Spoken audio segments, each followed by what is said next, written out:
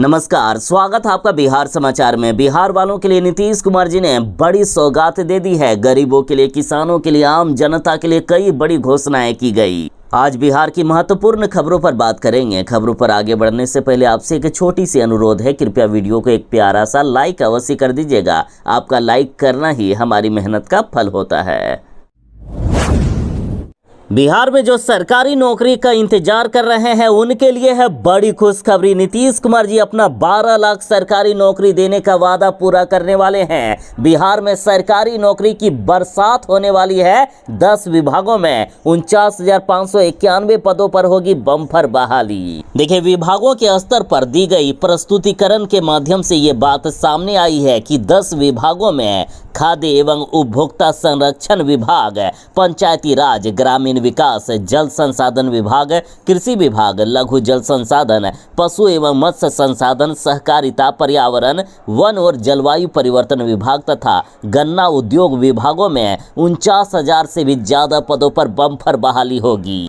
बता दें कि इन सभी विभागों में टोटल 49,591 पद खाली हैं। मुख्य सचिव ने खाली पड़े पदों को शीघ्र से शीघ्र भरने का निर्देश दे दिया है। अब रही बात कि किस विभाग में कितने पदों पर बहाली होगी, तो देखिए, खाद्य एवं उपभोक्ता संरक्षण विभाग में 4,988 पद, पंचायती राज विभाग में 16,496, ग्रामीण विकास विभाग में 14,667, जल संसाधन विभाग में 6,931, कृषि विभाग में 7,543, लघु जल संसाधन विभाग में 6,645, पशु एवं मत्स्य संसाधन विभाग में 3,606, सहकारिता विभाग में 1,477, पर्यावरण एवं जलवायु परिवर्तन विभाग में 1,466, गन्ना उद्योग विभाग में 740 पदों पर बहाली होगी। और उम्मीद है कि इसी महीने के अंत में या फिर अगले महीने के पहले सप्ताह में ही इन पदों पर भर्ती प्रक्रिया शुरू कर दी जाएगी और नोटिफिकेशन निकालकर सरकार आवेदन प्रक्रिया भी चालू कर देगी।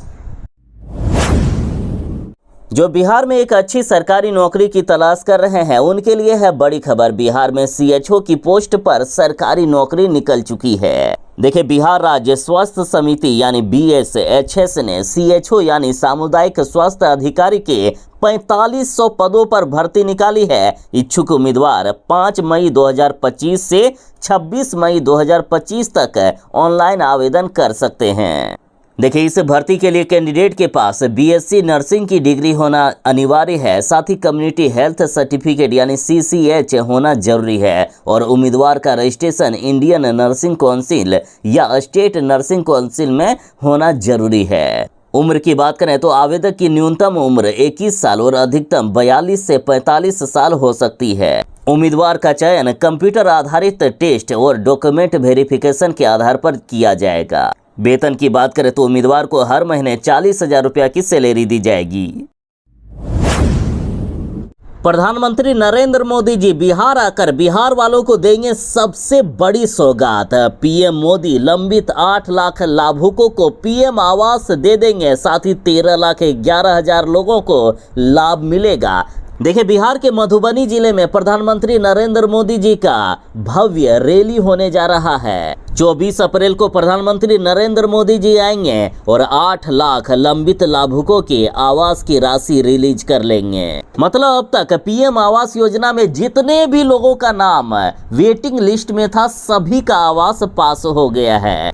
उप मुख्यमंत्री सम्राट चौधरी जी ने कहा है कि वेटिंग लिस्ट में जितने भी लोगों का नाम शामिल था अब सभी समाप्त हो गया है। सबका आवास पास कर दिया गया और कुल 13,11,000 लोगों को पीएम आवास योजना का लाभ मिलने वाला है। और सुनिए, जितने भी लोग छूटे हुए हैं जिन्होंने अभी तक आवेदन नहीं किया है, जल्द से जल्द आवेदन करें। पूरे बिहार में सर्वे हो रहा है कि कितने गरीब लोग हैं किनको आवास मिलना बाकी है। बिहार के गरीबों के लिए 2,102 करोड़ रुपए की मंजूरी दी गई है। जल्द ही खाते में आएंगे पैसे। बिहार के उप मुख्यमंत्री जी ने कर दी है बड़ी घोषणा। उप मुख्यमंत्री सम्राट चौधरी जी ने बताया है कि केंद्र सरकार ने 2025-26 के लिए मनरेगा मजदूरी भुगतान हेतु बिहार को 2,102 करोड़ रुपए की पहली किस्त की राशि जारी कर दिए हैं। इससे लाखों मजदूरों का बकाया भुगतान होगा। इस राशि का भुगतान मजदूरों के बीच जल्द ही किया जाएगा। जल्द ही मजदूरों के खाते में पैसे भेज दिए जाएंगे। इस वर्ष 1,36,72,933 परिवार मनरेगा में पंजीकृत हैं। बिहार में अब स्कूल, कॉलेज और हॉस्पिटल के पास बनेंगे एफओबी और अंडरपास। सभी जिलों से मांगा गया है इसका ब्यौरा। देखिए, बिहार में सड़क सुरक्षा के तहत सभी जिलों में स्कूल, कॉलेज व हॉस्पिटल के पास अंडरपास या एफओबी बनाने का निर्णय लिया गया है। परिवहन विभाग की समीक्षा बैठक में जिलों से मिली रिपोर्ट में इसका खुलासा हुआ है कि राज्य भर में स्कूल, कॉलेज और हॉस्पिटल के पास अचानक से भीड़ बढ़ जाती है और यहाँ अचानक से लोग सड़क पास करते हैं। इस कारण दुर्घटना होने की संभावना अधिक रहती है। ऐसे में इन जगहों पर लोग सुरक्षित सड़क पार कर सके, इसके लिए यहाँ पर अस्थायी निदान किया जाएगा। इसके साथ ही सभी धार्मिक स्थलों का भी सर्वे किया जाएगा। हाल में हुई समीक्षा में धार्मिक स्थलों पर दुर्घटना अधिक होने की बात सामने आई है। बिहार में जानलेवा गर्मी देने वाली है दस्तक। हीट वेव मचाएगी कहर। 25 अप्रैल से चलेगी गर्म हवा की थपेड़े। बिहार में इतनी भयानक सी गर्मी अचानक से पड़ गई है कि लोगों का जीना दुश्वार हो गया है और 25 से 26 अप्रैल से बिहार में भयानक गर्मी पड़ने वाली है। भारत मौसम विज्ञान केंद्र पटना के निदेशक आशीष कुमार का कहना है कि मौसम में नमी का प्रवाह एवं तापमान में वृद्धि के कारण लोगों को उमस भरी गर्मी का एहसास होगा। पूरे बिहार में भयंकर गर्मी पड़ने वाली है। अभी से ही राज्य में गर्मी का तापमान 40 डिग्री सेल्सियस से भी ज्यादा हो गया है और इसमें 5 डिग्री सेल्सियस की बढ़ोतरी होगी, मतलब 45 डिग्री सेल्सियस तक गर्मी बढ़ेगी। पूरे बिहार में हीट वेव का अलर्ट जारी कर दिया गया है। लोगों को सावधान रहने की सलाह दी गई है। बिहार के प्राइमरी स्कूलों में सिलेबस हो गया है चेंज। कक्षा 1 से 5वीं तक अब नई किताबों से होगी पढ़ाई। देखिए, राज्य के सरकारी प्रारंभिक विद्यालयों में 1ली से लेकर 5वीं कक्षा तक के बच्चों की किताबें बदलेगी। इससे 1ली से 5वीं कक्षा तक के 1 करोड़ से अधिक बच्चे अब नई पाठ्य पुस्तकें पढ़ेंगे। तो वहीं 6ठी से लेकर 12वीं कक्षा तक के छात्र छात्राओं के लिए एनसीईआरटी की पुस्तकें यथावत ली गई है, यानी इनमें कोई भी चेंज नहीं हो रहा है। आखिरकार कांग्रेस ने कह ही दिया है कि तेजस्वी यादव ही महागठबंधन के लीडर हैं और सीएम का चेहरा भी है तेजस्वी यादव। देखिए, जैसे जैसे चुनाव का समय नजदीक आ रहा है, महागठबंधन में टूट होते हुए दिख रही है। कांग्रेस अब तेजस्वी यादव का नेतृत्व स्वीकार नहीं कर रही है। लेकिन आज बड़ी खबर है कि आखिरकार कांग्रेस नेता अखिलेश सिंह ने तेजस्वी यादव को ही सीएम का चेहरा मान लिया। देखिए, बिहार कांग्रेस के पूर्व अध्यक्ष और राज्यसभा सांसद अखिलेश प्रसाद सिंह ने कहा है कि महागठबंधन में मुख्यमंत्री पद का चेहरा तो तेजस्वी यादव ही होंगे और चुनाव अगर जीतते हैं तो जाहिर है कि तेजस्वी यादव ही मुख्यमंत्री बनेंगे। उन्होंने कहा कि घटक दलों की बैठक में भी उनके नेतृत्व पर मुहर लग चुकी है। वैसे भी तेजस्वी यादव के अलावा और कौन चेहरा है हमारे पास जो गठबंधन को लीड कर सकता है? तेजस्वी यादव ही हमारे नेता है और तेजस्वी यादव ही मुख्यमंत्री बनेंगे। इन्होंने कहा कि हम सब लोगों ने तेजस्वी यादव के नेतृत्व में चुनाव लड़ने का फैसला किया है, वही लीडर है। अरे वही चेहरा है यार, यहाँ कोई और चेहरा नहीं। गर्मी के बढ़ते ही बिजली की डिमांड बढ़ गई है। अधिकतर लोगों की शिकायत आती है कि बिजली रहती नहीं है गर्मी में, तो आखिर जिए कैसे? तो एक रास्ता बता रहा हूँ कि कैसे आपके घर की यदि बिजली गुल हो जाए तो तुरंत वापस ला सकते हो। बिजली कटने पर आप 1912 पर दर्ज कर सकते हैं अपनी शिकायत। इसके साथ सभी अवर प्रमंडल में फ्यूज कॉल सेंटर में शिकायत दर्ज कर सकते हैं। फ्यूज कॉल सेंटर 24 घंटे खुले रहते हैं। जैसे जैसे गर्मी बढ़ती जा रही है, बिजली की मांग बढ़ती ही जा रही है। लोग अपने घर में एसी, पंखा, कूलर सभी चलाने लगे हैं, तो जाहिर सी बात है कि बिजली कटेगी ही। तो जैसे ही बिजली कटे, आप इन नंबरों पर कॉल करके बिजली वापस ला सकते हैं।